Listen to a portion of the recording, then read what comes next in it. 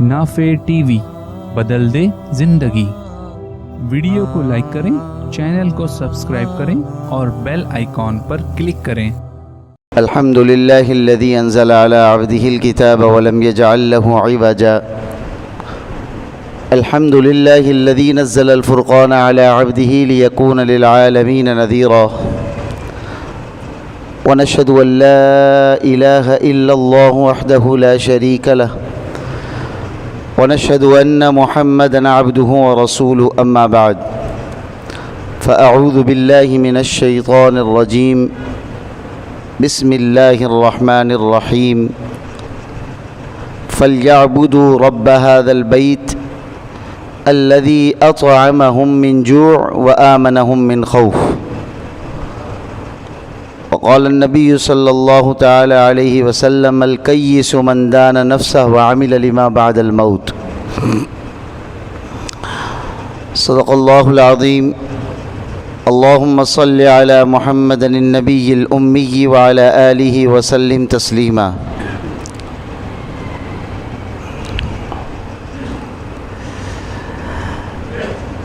कुरान पाक की सूरह कुरैश की कुछ आखिर का हिस्सा आप हज़रात के सामने तिलावत किया और रसूलुल्लाह सल्लल्लाहु अलैहि वसल्लम की मुबारक अहादीस में से एक हदीस आप हज़रात के सामने पढ़ी है। शाबान का महीना बरकत वाला, अज़मत वाला, हुर्मत वाला इस एतबार से है कि नबी करीम सल्लल्लाहु अलैहि वसल्लम ने इसे अपना महीना शुमार किया है और इस महीने के बारे में फ़रमाया अश-शाबानु शहरी, शाबान मेरा महीना है। इसी वजह करके आप सल्लल्लाहु अलैहि वसल्लम इस माह मुबारक में कसरत से रोज़ा रखा करते और अमूमन लोग इस महीने में गफलत इख्तियार करते हैं। तो इस बारे में फ़रमाया कि ये रमज़ान और रजब का दरमियानी महीना बहुत ही अज़मत वाला है, इसको गफलत में ना गुजारो, इसमें भरपूर तैयारी करो रमज़ानुल मुबारक की। तो ये गोया के रमज़ान की तैयारी का महीना है। जैसा कि कोई मेहमान किसी के घर पर आता है और वो ख़ास मेहमान हो, एक वो मेहमान होता है जो जब चाहे मुंह उठा के आ जाता है, उसकी भी इज़्ज़त करनी है, उसका भी इकराम करना है।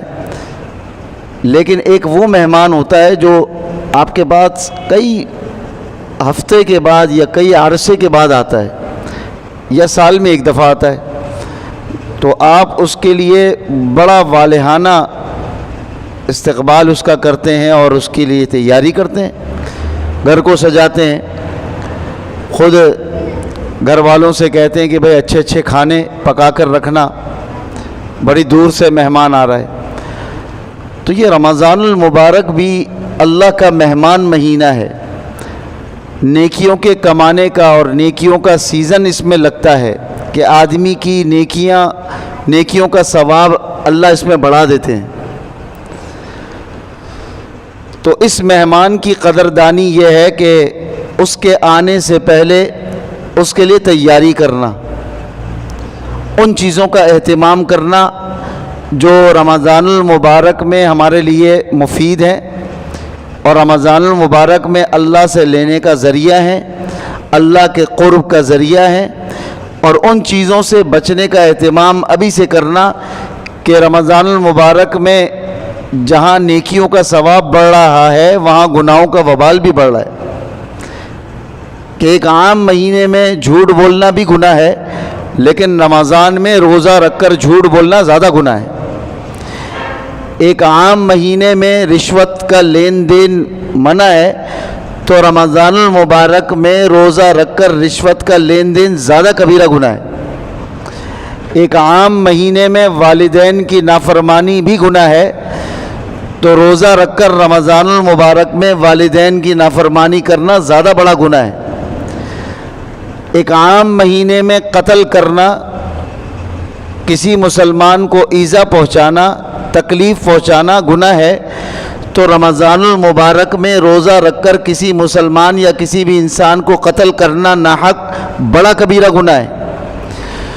ایک عام مہینے میں شراب پینا منع ہے، تو رمضان المبارک میں روزہ رکھ کر ان محفلوں کی طرف جانا یا شراب کا پینا زیادہ بڑا کبیرہ گناہ ہے۔ ناپ تول میں کمی کرنا عام مہینے میں بھی منع ہے، روزہ رکھ کر رمضان المبارک کے مبارک مہینے میں ناپ تول میں کمی کرنا زیادہ بڑا گناہ ہے۔ جتنے بھی گناہ ہو سکتے ہیں جو عام مہینے میں جن کو کرنا گناہ ہے، تو رمضان المبارک میں روزہ رکھ کر ان کو کرنا زیادہ بڑا کبیرہ گناہ ہے۔ بات سمجھ آ رہی ہے؟ تو ان چیزوں کا اہتمام کرنا جو اللہ کو پسند ہے، ان چیزوں میں لگنا جو اللہ کو اور اللہ کے رسول کو پسند ہے، اور ان چیزوں سے بچنے کا اہتمام کرنا جو اللہ اور اس کے رسول کو ناپسند ہے۔ قرآن پاک کی سورہ قریش کا میں نے آخری حصہ آپ حضرات کے سامنے تلاوت کیا۔ فَلْيَعْبُدُوا رَبَّ هَذَا الْبَيْتِ الَّذِي أَطْعَمَهُم مِّن جُوعٍ وَآمَنَهُم مِّن خَوْفٍ۔ اس حصے میں اللہ تعالیٰ دو نعمتوں کا ذکر کر رہے ہیں۔ اللہ تعالیٰ دو نعمتوں کا ذکر کر رہے ہیں، اور یہ بتلا رہے ہیں کہ وہ نعمتوں کا حصول کیسے ہوگا، اور یہ بتلا رہے ہیں کہ وہ نعمتیں کیسے چھن جاتی ہیں۔ نعمتیں تو تب ہوں گی نا جب ہمارے پاس ہوں گی، ہمارے پاس نہیں ہوں گی تو وہ نعمت تھوڑی ہے۔ بات سمجھ آ رہی ہے؟ نعمت تب ہوگی جب وہ ہمارے پاس ہوگی، نعمت نہیں ہوگی جب وہ ہمارے پاس نہیں ہوگی۔ تو اس کا حصول کا ذریعہ کیا ہے، اللہ اس حصے میں بتا رہے ہیں، سورہ قریش کے اس آخری حصے میں۔ اور وہ چھن کیسے جاتی ہیں، ان اسباب سے دور رہنا، ان چیزوں سے دور رہنا جن کی وجہ سے یہ دو نعمتیں انسان سے چھن جاتی ہیں۔ اور وہ دو نعمتوں کا ذکر میں اس لیے کر رہا ہوں آج کہ ہر آدمی ان دو نعمتوں کے حصول میں لگا ہوا ہے اور ان کی وجہ سے پریشان ہے۔ ترجمہ کر دیتا ہوں، بات سمجھ آ جائے گی۔ فَلْيَعْبُدُوا رَبَّ هَذَا الْبَيْتِ، یہ چاہیے کہ تم رب هَذَا الْبَيْتِ، اس گھر والے رب کی عبادت کرو۔ رب هَذَا الْبَيْتِ سے کیا مراد؟ بیت اللہ، اللہ کا گھر۔ کیا کرنا ہے؟ اس کی عبادت کرنی ہے۔ ملے گا کیا؟ الذی اطعمہم من جوع وآمنہم من خوف۔ اس رب کی عبادت کرنے پر تمہیں یہ پہلی نعمت مل رہی ہے، اطعمہم من جوع، کہ جو تمہاری بھوک کی جو ایک کیفیت ہے اللہ تعالیٰ اس کو ختم کر دیں گے۔ وآمنہم من خوف، اور جو خوف تمہارے اوپر طاری ہے اللہ تعالیٰ اس کو بھی ختم کر امن دے دیں گے۔ بات سمجھ آ رہی ہے؟ بھوک اور خوف آج ہر آدمی کی زبان پر یہ بات ہے۔ مہنگائی بہت ہو گئی ہے، روز مرہ کی چیز لینے کے لیے بھی جاتے ہیں تو چیز پوری مکمل لے کر نہیں آ پا رہے۔ پیٹرول کہاں جا رہا ہے، ڈالر کہاں جا رہا ہے، مہنگائی آسمان سے باتیں کر رہی ہے، جس کی وجہ سے فاقوں تک کی نوبت آنے لگ گئی ہے بھائی۔ اور دوسرا کیا ہے؟ خوف۔ گھر سے باہر نکلیں گے ڈکیت آئیں گے اور موبائل چھین کر لے جائیں گے۔ گھر سے باہر نکلیں گے موبائل چھیننے کے لیے آئیں گے، نہ دیا مزاحمت کی تو گولی مار دیں گے۔ پیسہ زیادہ ہے تو دشمن کا خوف ہے، حسد کرنے والوں کا خوف ہے، نفرت کرنے والوں کا خوف ہے۔ خوف میں جی رہے ہیں۔ دنیا آ جائے تب بھی خوف، نہیں ہے تب بھی خوف۔ تو ان دو چیزوں کو اگر نعمت کے طور پر اللہ ہمیں دے دیں تو اس کے لیے کرنا کیا ہے؟ پہلا کام اللہ سے صلح۔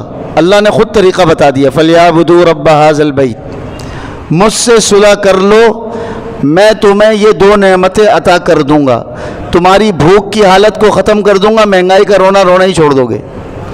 میرے ہاتھ میں نا رزق کے خزانے، رزق کے خزانے اللہ کے ہاتھ میں۔ سب بولو بھائی، کس کے ہاتھ میں؟ اللہ کے ہاتھ میں۔ یہ کسی حکومت کے ہاتھ میں نہیں ہے، کسی سیاست دان یا کسی IMF یا کسی ورلڈ بینک کے ہاتھ میں نہیں ہے نظام۔ یہ نظام تو ہم نے ان کو دے کر جو ہے نا ان سے ہم بھگت رہے ہیں ابھی. اللہ کہہ رہے ہیں رازق میں ہوں, رزق میں نے تمہارا لکھا ہوا ہے, اور جب تک تم آخری لقمہ کھا نہیں لوگے موت نہیں آئے گی. بات ہی آسان ہو گئی ہے بھائی. تستکمل رزقہا, جب تک تمہارا رزق مکمل نہ ہو جائے تمہیں موت نہیں آئے گی. ہمارے ایک دوست کا پچھلے دنوں انتقال ہوا, میں نے پچھلے جمعے بھی ذکر کیا, اس بات پر بھی ذکر کرتا ہوں. فیصل بھائی ہمارے بہت اچھے گیدرنگ کے ساتھی تھے, چائے میں ساتھ, کھانے میں ساتھ. تو وہ ہم جب 10 آدمی کھانے کے لیے جا رہے ہیں تو وہ جب ظاہر سی بات ہے کھانا جب منگوایا جا رہا ہے وہ کسی کا پیٹ جلدی بھر جائے کسی کا دیر سے بھرے, وہ سب سے آخر تک کھاتے تھے ماشاءاللہ, سب کی پلیٹیں بھی صاف کر رہے ہیں. تو مولوی عمر صاحب ان کو اکثر کہتے تھے اس بندے کا رزق اللہ نے بہت رکھا ہے, اس کی عمر تھوڑی ہے رزق زیادہ ہے, اس لیے سب سے آخر تک کھاتے رہتے ہیں کہ ان کا رزق زیادہ ہے عمر کم ہے, تو اپنا رزق مکمل کریں گے تو موت آئے گی نا. حدیث کے الفاظ ہیں کہ جب تک آدمی اپنا آخری لقمہ نہ کھا لے موت نہیں آئے گی. تو جب یہ ٹینشن فری ہمیں اللہ نے کر دیا ہے تو ہمیں کس بات کی ٹینشن ہے؟ ڈالر 500 کا بھی ہو جائے, 1000 روپے کا بھی ہو جائے, اللہ نے جو ہمیں کھلانا ہے وہ ہمیں کھلا کے ہی رہے گا. گھر سے نہیں ملے گا تو کہیں اور سے ملے گا, لیکن ہمارا جو حصے کا رزق ہے وہ ہمارے حلق میں, ہمارے پیٹ میں, وہ دانہ جا کر ہی رہے گا. کرونا میں سب پریشان تھے, گھروں میں بند ہو گئے, پابندیاں ہیں, باہر نکلیں گے تو پولیس والے بھی مار رہے تھے, ماسک کے بغیر جائیں گے تو کوئی ایکسیپٹ ہی نہیں کر رہا ہے, نہ بینک میں, نہ کسی لائن میں, نہ کسی اسٹور میں. کہیں جا رہے ہیں تو وہی پہلے کیا, وہ جیسے کہتے ہیں نا جو ہائی وے پر موٹر وے پہ گاڑی چڑھتی ہے, فاسٹن سیٹ بیلٹ, سب سے پہلا کام آپ نے کرنا ہے سیٹ بیلٹ باندھنی ہے. کورونا کے 2 سالوں میں یہ ہو گیا تھا کہ جہاں کہیں جانا ہے تو سب سے پہلے کیا کام کرنا ہے, ماسک لگانا ہے. ایسا تھا کہ نہیں تھا کہ منہ کا جو راستہ ہے, جو رزق کے جانے کا راستہ ہے, دنیا والوں نے ایسا نظام بنایا کہ راستہ بند ہو جائے منہ کے آگے. میں صحیح نہیں کہہ رہا یہ بات, لاجیکلی بات کہ جس راستے سے رزق اندر جا سکتا ہے دنیا میں ایسا نظام چلا کہ وہ راستہ ہی بند کیا جا رہا ہے. ماسک پہن کے رکھ رہا ہے آدمی, چاہے وہ صحت مند ہے یا نہیں ہے. ہر آدمی نے منہ کے آگے ماسک لگانا ہے, اور کہیں جا نہیں سکتا تھا. بینک میں جائے گا جانے نہیں دیں گے, ہاسپٹل میں جائے گا جانے نہیں دیں گے, ماسک لگا کے جائے گا تو جانے دیں گے. حتیٰ کہ جو ریسٹورنٹ تھے جہاں کھانے کے لیے ہی جانا ہے, جو اس راستے کو استعمال کرنے کا ہی ایک طریقہ ہے, اس کے لیے وہاں لوگ جایا کرتے ہیں, وہاں پر بھی لکھا ہوا تھا کہ بھئی باہر آپ ماسک پہن کے اندر جائیں, جب کھانا آپ کے سامنے آ جائے تو یہ ماسک ہٹا لیں. تو جب یہ منہ کا راستہ بھی بند تھا 1.5-2 سال, تب بھی اللہ ہمیں کیا کیا نہیں کھلا رہے تھے. اور میں تو یہ کہتا ہوں کہ ان 2 سالوں میں جو فروٹ ہم نے پاکستان میں کھایا ہے شاید اس سے پہلے کبھی کھایا ہو. اس نسل کے سیب, اس نسل کی کلاچی, اور اس نسل کا فروٹ, اے کوالٹی کا آم, A1 کوالٹی کا سیب, A1 کوالٹی کا کلاچی, امرود, یہ وہ ساری چیزیں جو باہر مالٹے باہر جایا کرتے تھے جو ہمیں نصیب ہی نہیں تھے, ہم باہر بھیج دیتے تھے. اللہ نے وہ چیزیں ہمیں کورونا کے اس ماحول میں جب منہ کا راستے میں بھی ایک پہرا لگا دیا گیا, اللہ نے وہ چیزیں ہمیں کھلائیں. تو یہ ہم اس لیے ٹینشن میں کیوں آتے ہیں, رزق کی ہمیں پریشانی کیوں ہوتی ہے؟ تو اس آیت میں اللہ حل بتا رہے ہیں کہ تم جو بھوک اور مہنگائی کو روتے ہو اللہ سے صلح کر لو. اللہ سے صلح کیسے ہوگی؟ اللہ کی بندگی کر کے. آسان سے حل ہے, فَلْيَعْبُدُوا رَبَّ هَذَا الْبَيْتِ.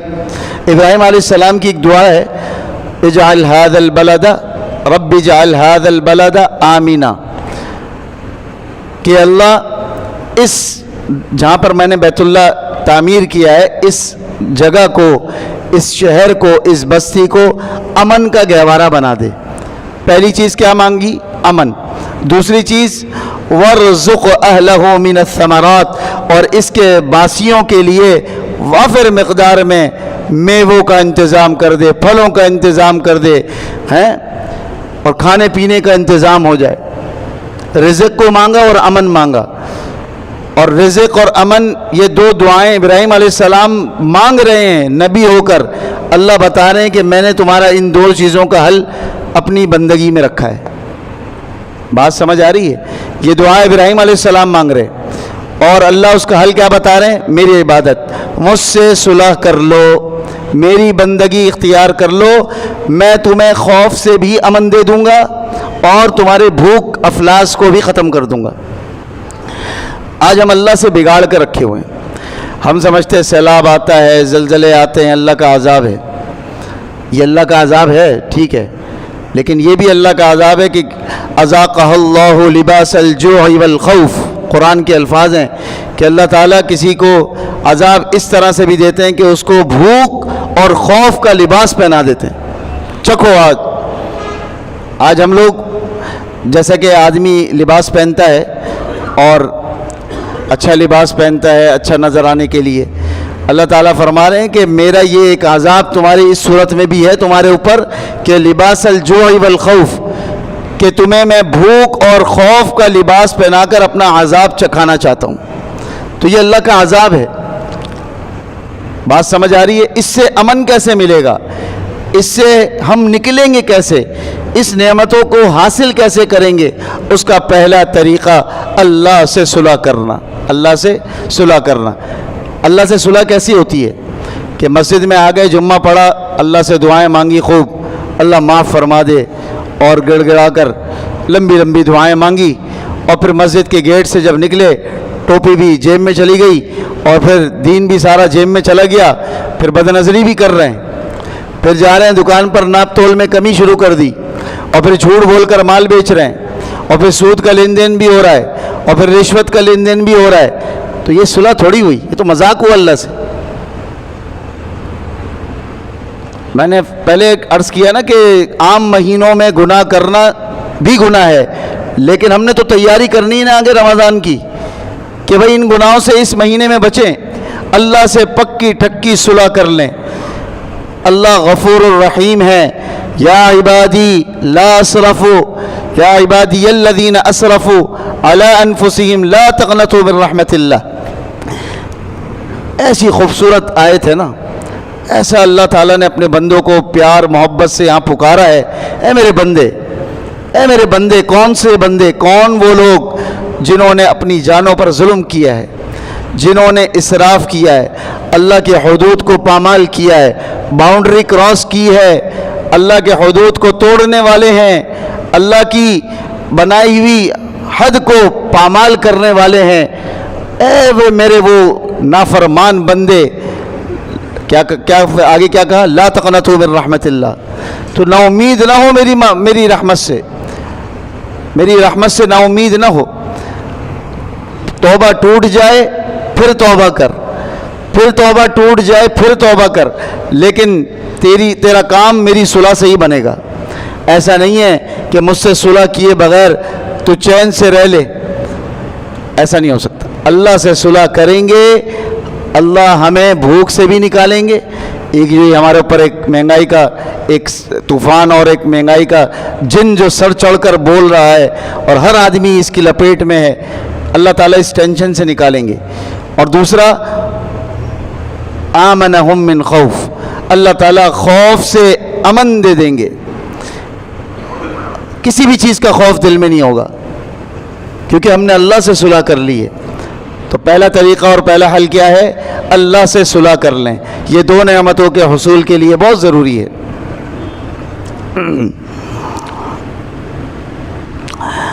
اللہ اکبر۔ امام محمد رحمۃ اللہ علیہ، یہ امام ابو حنیفہ رحمہ اللہ کے شاگرد ہیں، محمد بن حسن الشیبانی، نوجوان بالکل خوبصورت، جب بازار سے علم حاصل کرنے کے لیے جایا کرتے رومال کو یہاں تک ڈالتے تھے کہ میری بازار میں جاتے وقت کسی غیر محرم پر نظر نہ پڑ جائے۔ ایسی تھوڑی وقت کی امام بنے۔ آج تو مسئلہ ہمارا یہ ہے کہ ہم نے دیکھا کہ بھئی گوگل سے ہم نے وہ لے لیا، کچھ کتابیں وہاں سے ہم نے دیکھ لی، اور کچھ کتابیں وہاں سے، اندر کا پتہ نہیں ہے، ایک اپنا چینل سوشل میڈیا پہ بنایا اور بتانے لگ گئے مسائل، اور پھر مسائل جب بتائیں گے، کیونکہ وہ تو ادھر ادھر سے لیا ہوا ہے نا معاملہ، اتھینٹک کوئی بات ہے نہیں، تو پھر ایران اور توران کی ماریں گے اور عوام میں فتنے پیدا کریں گے۔ موٹیویشنل اسپیکر کا ایک عجیب سے ایک فرقہ نیا بنتا چلا جا رہا ہے اور امت کو گمراہیوں کی طرف لے کے جا رہے ہیں۔ تو پھر اس طرح سے معاملات ہوں گے، اور پھر وہاں وہ تحقیر آمیز لہجہ نہ کوئی ادب ہے بتاتے وقت، حدیث بتاتے وقت کوئی ادب نہیں. یہ حدیث کا علم حاصل کرنے جا رہے ہیں اور ادب دیکھیں آپ کہ کپڑے کو، رومال کو نیچے تک یہاں تک ڈالا ہوا ہے کہ خود بھی بہت خوبصورت ہیں، خود بہت حسین اور جمیل، بہت خوبصورت تھے. اور جب جس راستے سے یہ گزرتے تھے ایک بنیے کی دکان تھی، بنیا تھا، ہندو بنیا، تو وہ ان کو آتے جاتے دیکھتا تھا. نہ یہ کبھی اس کے پاس گئے دعوت دینے کے لیے، نہ اس نے کبھی، بس ان کو یہ پتا تھا کہ یار یہ جو ایک طالب علم ہے یہ علم حاصل کرنے کے لیے جا رہا ہے. لیکن یہ اس قدر پابندی کے ساتھ، 17 سال کی عمر ہے، نوجوان، کتنا کڑیل نوجوان، اور وہ اس قدر پابندی کے ساتھ، اہتمام کے ساتھ، ادب کے ساتھ علم حاصل کرنے جا رہا ہے. اس عمل کی وجہ سے وہ بنیا مسلمان ہو گیا. یہ صحابہ والی زندگیاں تھیں، صحابہ والا طرز عمل تھا، لمبی چوڑی تقریریں نہیں تھی، عمل تھا، عمل. اور روم کا بادشاہ تھا. صحابہ کا لشکر جب روم روانہ ہوا تو انہوں نے کیا کیا؟ چال بازی کی. انہوں نے لڑکیوں کو، خوبصورت لڑکیوں کو برہنہ کر کر ان کے استقبال میں کھڑا کیا، صحابہ کے استقبال میں. پورا لشکر گزر گیا، کسی نے آنکھ اٹھا کر نہیں دیکھا. پورا لشکر گزر گیا، ان عورتوں پر کسی نے نظر نہیں ڈالی. ان میں سے ایک کہنے لگی یار یہ مرد بھی ہیں کہ نہیں؟ ایک کہہ رہی ہے یہ مرد بھی ہیں کہ نہیں؟ دوسری کہہ رہی ہے بھائی یہی تو اصل مرد ہیں، کیونکہ ان کی تربیت جس آقا نے کی ہے اس کو محمد الرسول اللہ کہتے ہیں، یہ ان کے غلام ہیں. تو پہلی والی کہہ رہی ہے غلاموں کا یہ حال ہے تو آقا کا کیا حال ہوگا؟ غلاموں کا یہ حال ہے تو آقا کا کیا حال ہوگا؟ تو صحابہ اپنے طرز عمل سے بتاتے تھے کہ ہم مسلمان ہیں. آج ہمیں بتانا پڑتا ہے کہ میں مسلمان ہوں. یہ کیفیت ہو گئی ہے. اس کیفیت سے نکلنا ہے، اپنے طرز عمل کو ٹھیک کرنا ہے. پاکستان سے کوئی بھی پروڈکٹ بن کے جاتی ہے باہر تو اس پر لیبل چینج ہوتا ہے جا کر دبئی میں. ہمارے اتنے معاملات بگڑے ہوئے ہیں. میں امام محمد کی بات کیوں لایا بیچ میں؟ ان سے کسی نے پوچھا کہ حضرت آپ نے اتنی کتابیں لکھی، آپ فقہ کے امام تک بن گئے، آپ نے تصوف پہ کوئی کتاب نہیں لکھی. تصوف سمجھتے ہیں؟ خانقاہی نظام، جہاں اللہ اللہ کی ضربیں لگتی ہیں، جہاں دل کا تار اللہ والے اللہ سے جوڑتے ہیں اور اللہ سے تعلق پیدا کرتے ہیں، اللہ کی ضربیں لگتی ہیں. تو تصوف پہ آپ نے کوئی کتاب نہیں لکھی، آپ نے اتنی کتابیں لکھی. تو امام محمد رحمہ اللہ نے جواب دیا او دیوانے، میری جتنی کتابیں ہیں وہ تمام کی تمام کتابیں تصوفی کی تو ہیں.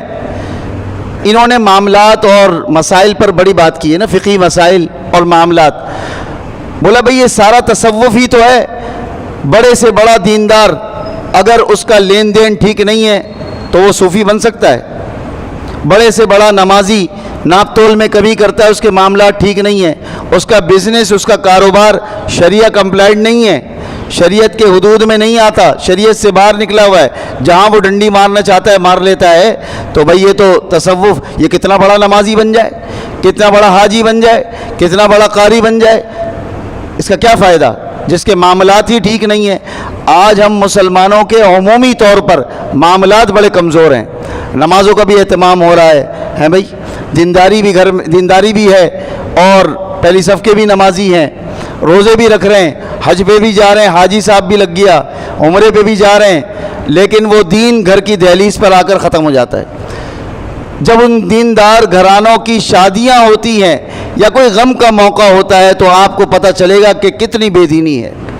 جسے آپ اتنا دیندار سمجھ رہے ہوتے ہیں، جسے ہم لوگ دیندار کوڈ کر رہے ہوتے ہیں، جب ان کے گھر میں شادیاں ہوتی ہیں ساری ہندوانہ رسومات کا اہتمام ہوتا ہے کہ نہیں ہوتا؟ یا میں اپنے پاس سے کہہ رہا ہوں؟ پھر مولویوں کو بلاتے ہیں، نکاح پڑھا دیں آ کے. آپ شرم آ رہی ہوتی ہے ان کو، ہمیں ان سے کہ یار کہاں لا کے بٹھا دیا.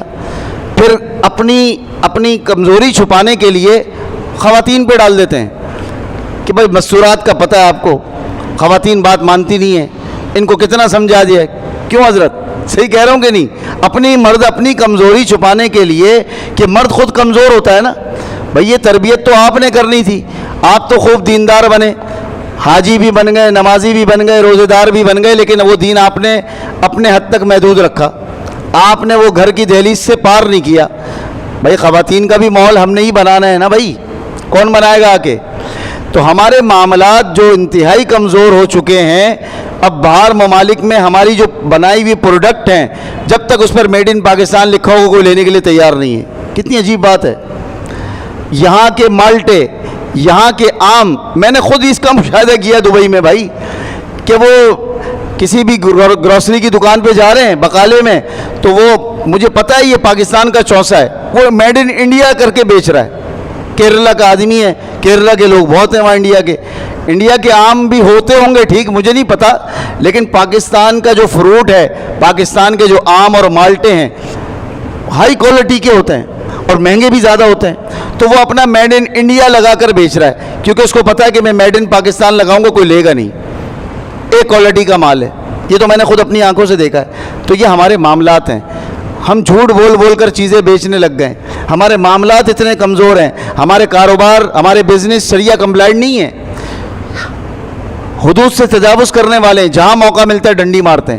ایک موچی ہے نا, موچی جو جوتے سیل رہا ہے, اس کو بھی شریعت کے دائرے کار میں رہ کر وہ کاروبار کرنا ہے, وہ اس کا کاروبار ہے نا. ایک گوشت بیچنے والا, اس کو کن حدود کا خیال رکھنا ہے, کن شرائط کے ساتھ وہ گوشت بیچنا چاہتا ہے, بیچنا چاہیے, اس کا پتہ ہونا چاہیے. ہم سمجھتے ہیں کہ بھئی ایک چھوٹا کام ہے, چھوٹا کام نہیں ہے. کوئی بھی کاروبار آپ کر رہے ہیں, آپ کو مکمل شرعی قوانین کا پتہ ہونا چاہیے. تو اللہ سے صلح کریں گے, اللہ ان دو چیزوں کی نعمتوں سے نوازیں گے. دوسرا حل اس کا کیا ہے؟ ایک تو حل اللہ سے صلح کرنا, دوسرا انفاق فی سبیل اللہ, اللہ کے راستے میں خرچ کرنا, اللہ کے راستے میں خرچ کرنا. ابو الحسن ندوی رحمۃ اللہ علیہ, انہوں نے سورہ کہف, قرآن میں ایک سورت ہے جس میں اصحاب کہف کا ذکر ہے, اس کی تفسیر میں انہوں نے ایک کتاب لکھی ہے. اس کے ضمن میں انہوں نے ایک بات کی کہ آج امت مسلمہ کا جو المیہ ہے زوال کا, اس کی سب سے بڑی وجہ انفاق فی سبیل اللہ سے رک جانا ہے. بھائی ایک تو وہ انفاق ہے کہ جو سال کے بعد مقرر ہے کہ 2.5% زکوٰۃ دینی ہے, وہ میں نے پہلے بھی عرض کیا, وہ اللہ تعالیٰ سے قانونی رشتہ ہے. اللہ تعالیٰ نے فرض کیا ہوا ہے کہ مال کی 2.5% زکوٰۃ تو دینی ہی دینی ہے, لیکن ایک اللہ تعالیٰ سے جنونی رشتہ بھی ہوتا ہے, جنونی تعلق بھی ہوتا ہے. فرض نمازیں ہم پڑھ رہے ہیں, 5 نمازیں دن میں فرض ہیں, یہ اللہ تعالیٰ سے قانونی ایک رشتہ ہے, نہیں کریں گے سزا ہوگی. روزے ہم نے رکھنے ہیں, یہ قانونی رشتہ ہے اللہ سے, رمضان کے فرض روزے ہیں, نہیں رکھیں گے سزا ہوگی. حج فرض ہو گیا, اللہ تعالیٰ سے ایک قانونی رشتہ ہے, حج کرنے جانا پڑے گا, نہیں جائیں گے وبال آئے گا. بات سمجھ آ رہی ہے؟ لیکن ایک اللہ تعالیٰ سے جنونی رشتہ ہوتا ہے, جنونی محبت کا رشتہ, جنون کی حد تک رشتہ. عاشق اور معشوق کا جو رشتہ ہے وہ کیا ہے کہ بھئی حج تو ایک دفعہ فرض ہوا, لیکن میں ہر سال حج پر جا رہا ہوں اپنے جنون کو پورا کرنے کے لیے. نمازیں تو 5 فرض ہیں, لیکن میں نوافل کا بھی اہتمام کر رہا ہوں اللہ تعالیٰ سے قرب حاصل کرنے کے لیے. رمضان کے 30 روزے فرض ہیں, لیکن میں نفلی روزے بھی رکھ رہا ہوں, ایام بیس کے بھی روزے رکھ رہا ہوں, اور پیر و جمعرات کا بھی روزہ رکھتا ہوں. تو میں نفلی روزے رکھ کر اللہ تعالیٰ سے جنون کی حد تک پیار کر رہا ہوں ہے بھائی. اور میں زکوٰۃ تو دے ہی رہا ہوں جو مجھ پر فرض ہے, لیکن میں اس کے علاوہ بھی اللہ کے راستے میں پورے سال خرچ کرتا رہتا ہوں. اس کے لیے کوئی حد مقرر نہیں ہے کہ 2.5% دینا ہے یا 5% دینا ہے, جتنا ہے دے سکتے ہیں دیں. یہ اللہ تعالیٰ سے جنونی رشتہ ہے. تو بھئی یہ جنونی رشتہ بھی ہمارا مضبوط ہونا چاہیے. انہوں نے لکھا زوال کا سبب یہ جنونی رشتہ کم ہونا ہے. اور اس کی وجہ کیا ہے؟ انسان اپنا سارا فوکس اپنے ظاہر پر کر رہا ہے. تعیش میں پڑ چکے ہیں ہم امت مسلمہ, تعیش میں. یہ بات انہوں نے لکھی ہے کہ عیش و عشرت میں پڑ گئے, سارا فوکس جسم ہے, روح نہیں ہے. جس طرح جسم کو ہم غذا دیتے ہیں, جس طرح جسم کو بھوک لگتی ہے تو اس کو کھانا دیتے ہیں, جسم کے اوپر کپڑا نہ ہو تو اس کو کپڑا دیتے ہیں, استطاعت اچھی ہو تو اچھا کپڑا دیتے ہیں, انگوٹھی پہنتے تاکہ میں اچھا لگوں, گھڑی پہنتے تاکہ دوسروں میں ایک روب بنا رہے ہیں بھائی, اچھے گلاسز لیتے ہیں کہ کہ جسم اچھا لگے, اچھے ہوٹل میں جاتے ہیں کھانا کھانے کہ جسم کو اچھا لگے, ہیں بھائی بیمار ہوتے تو اچھے سے اچھے ڈاکٹر کے پاس جاتے ہیں کہ جسم اچھا رہے, دفتر اچھا ہونا چاہیے, کاروبار اچھا ہونا چاہیے, کیوں جسم کو اچھا لگے. سارا کا سارا فوکس یہ جسم ہے, روح کی فکر نہیں کی ہوئی, روح کو چھوڑ دیا ہے. بھائی جس طرح جسم کو بھوک لگتی ہے نا ایسے روح کو بھی بھوک لگتی ہے. اس کی غذا کیا ہے؟ اللہ کا ذکر ہے. اس کی غذا کیا ہے؟ نماز ہے. اس کا رزق کیا ہے؟ ذکر ہے. اس کا تلاوت اس کا رزق ہے. یہ جب تک ہم اس کو نہیں دیں گے, میں یہ نہیں کہتا کہ دنیا نہ کمائیں, دنیا نہ بنائیں, یہ بات بالکل بھی نہیں ہو رہی یہاں پر. لا رہبانیت فی الاسلام, اسلام میں کوئی رہبانیت نہیں ہے. ان ساری چیزوں میں آپ جائیں, گھومیں پھریں, کھائے پیئیں, جسم کو بھی توانا رکھنا ہے تاکہ عبادات میں دل لگے. جسم کمزور ہوگا تو عبادت میں دل بھی نہیں لگے گا. جسم کو توانا بنائیں, اس کو بھی اچھا کریں, اس سے منع نہیں ہے, لیکن فکر روح کی بھی کرنی ہے کہ اس کو اللہ کے ذکر سے آباد کرنا ہے, اس کو ہر وقت تر رکھنا ہے. اس کو ہم نے بھوکا مار کے اتنا مار دیا, پھر ہوا کیا کہ ہمارا جسم ہماری روح پر غالب آ گیا. ہونا کیا چاہیے تھا کہ ہمارے جسم پر ہماری روح غالب آ جاتی, ہمارے ظاہر پر ہمارا باطن غالب آ جاتا. آج الٹا معاملہ چل رہا ہے کہ نہیں چل رہا؟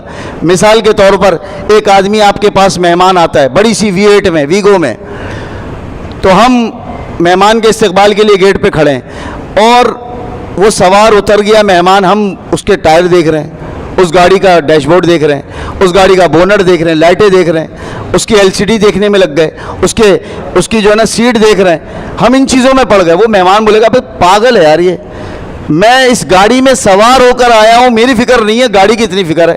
بیوقوف کہے گا کہ نہیں؟ آج ہمارا بھی حال یہی ہے کہ جو ہم سوار ہمارا تھا روح, ہم نے اس کی فکر چھوڑ دی, سواری کی فکر کر رہے ہیں.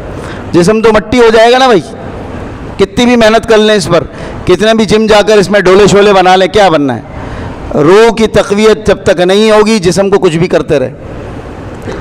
تو جسم پر بھی محنت ہو اور روح کی بھی سب سے زیادہ فکر ہو تاکہ ہمارا باطن ہمارے ظاہر پر غالب آ جائے. جیسا کہ صحابہ کرام, ان کا جو باطن تھا ظاہر پر غالب تھا. ان کو لمبی لمبی تقریریں اور بات کرنے کے لیے کوئی موقع, وہ بس اپنے عمل سے بتلاتے تھے. عمل سے زندگی بنتی ہے, جنت بھی جہنم بھی, یہ خاکی اپنی فطرت میں, نہ نوری ہے نہ ناری. اللہ تعالیٰ بولنے سننے سے زیادہ عمل کی توفیق نصیب فرما دے کہ یہ جو دو نعمتیں ہیں جن کا ذکر میں نے کیا, اطعمہم من جوع وآمنہم من خوف, یہ ملیں گی کیسے؟ کہ آپ کی بھوک کی جو کیفیت ہے اللہ ختم کر دیں, آپ کو امن حاصل ہو جائے شہر میں, تو اللہ تعالیٰ سے صلح کرنا اور اللہ تعالیٰ کے راستے میں خرچ کرنا. اللہ تعالیٰ بولنے سننے سے زیادہ عمل کی توفیق نصیب فرما دے. نافع ٹی وی, بدل دے زندگی. ویڈیو کو لائک کریں, چینل کو سبسکرائب کریں اور بیل آئیکن پر کلک کریں.